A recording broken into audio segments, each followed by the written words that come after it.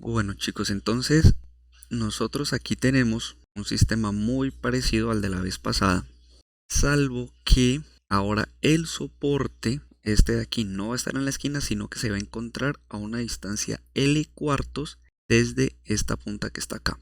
Lo que me preguntan a mí es de nuevo calcular cuánto valen las normales como función del el peso de la tabla, y ahora vamos a tener en cuenta este eje de giro que está acá.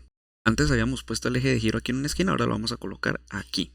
Entonces, sumatoria de fuerzas en Y, las mismas, ahí no cambia absolutamente nada. Entonces tenemos N1 más N2 menos MG, que son las fuerzas. Miren cómo yo he definido mi sistema de referencia o mi sistema coordenado con Y positiva hacia arriba. Entonces las normales son positivas, el peso va a ser negativo, y como ese sistema está quieto, la aceleración es cero. Luego la sumatoria de fuerzas al final de cuentas es cero. Ahora, la sumatoria de torques alrededor del eje de giro. Entonces, como yo les había dicho, el eje de giro es perpendicular al plano donde nosotros estamos viendo este sistema. O sea, este sistema de acá vive en un plano XY, donde el plano XY es este señor. Este es el plano XY.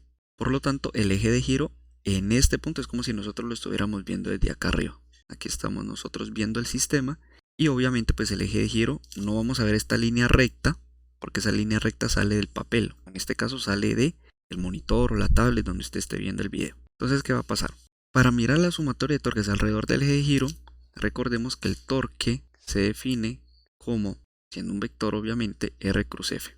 Entonces debemos tener en cuenta las fuerzas que efectúan un torque, y eso depende de R, donde R es la posición desde el eje de giro hasta cada una de las fuerzas que efectúan los torques, que hacen que exista un torque. Entonces, teniendo en cuenta esto, y además que la magnitud de este vector es la magnitud del primer vector por la magnitud del segundo vector por el seno del ángulo que hay entre estos dos vectores, entonces ahí nosotros vamos a calcular las magnitudes que van acá. Y los signos, recuerden que depende en qué sentido se efectúa es el torque. Entonces esto tiene que ver con los giros. Entonces, si cada una de las fuerzas harían que esta tabla, entre comillas, girara en sentido contrario a las manecillas de reloj, el torque es positivo, y si gira en sentido a las manecillas de reloj, entre comillas giran, porque esto no está girando, esto está quieto, en sentido a la manecilla de reloj, entonces el torque es negativo. Entonces, ¿qué va a pasar acá? ¿Cuánto sería el torque producido por la normal 1? Miren que aquí está mi eje de giro. Entonces yo tengo que decir, bueno, ¿cuál es la distancia desde el eje de giro hasta N1? Como el eje de giro vive en el centro geométrico de la tabla, entonces la distancia que hay desde el eje de giro hasta N1 es L medios. Ese es este R. Ahora, ¿cuál es la fuerza que efectúa el torque? N1. Les colocamos aquí N1. Y ahora, ¿cuál es el ángulo que hay entre R y F? Entonces, recordemos que R es un vector que va de aquí para acá. Este es el R. Y la fuerza es esta normal. Luego, el ángulo que hay entre ellos dos es de 90 grados. Solamente voy a colocar el seno de 90. Ahora, ¿cuál es el torque producido por la normal 2? Piense que no voy a colocar signos, lo voy a colocar ahora al final. Entonces, la distancia que hay desde L hasta N2 tiene que ser L cuartos. ¿Por qué razón? Porque esta distancia es L medios. Y si a L medios le quito L cuartos, pues entonces me queda esta distancia de aquí. Eso sería más o menos así. L medios menos L cuartos. Esto tiene diferente denominador, entonces yo no puedo sumar tan tranquilamente. Entonces voy a multiplicar por 2 arriba y abajo. Entonces cosa que aquí me queda un 4. Entonces ahora sí coloco el denominador igual. Y 2 menos 1, 1. Entonces L cuartos. Entonces ahí está la distancia, esta de aquí. Bueno, entonces ya teniendo en cuenta esa distancia, ponemos la distancia aquí. L cuartos, la normal 2. Bueno, coloquemos aquí seno de 90. Que sería ahora el vector de aquí, el vector posición aquí, y el ángulo que hay entre esos dos vectores sería de 90 grados. Y ahora vámonos para los signos. Entonces, ¿qué va a pasar?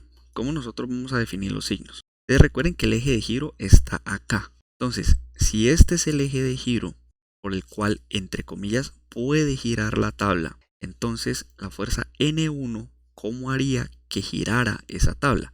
Si este es mi eje de giro, la fuerza de N1 haría que la tabla entre comillas girase en este sentido, es decir, en sentido de las manecillas del reloj. Luego su torque tiene que ser negativo. Les ponemos aquí menos. Ahora para N2, como N2 está a este lado de acá, lado derecho del eje de giro, entonces fíjense que este N2 haría como si la tabla girara en sentido contrario a las manecillas del reloj. Luego su torque es positivo. Entonces aquí colocamos más. Ahora la pregunta es, bueno, ¿y cuánto es el torque producido por el peso?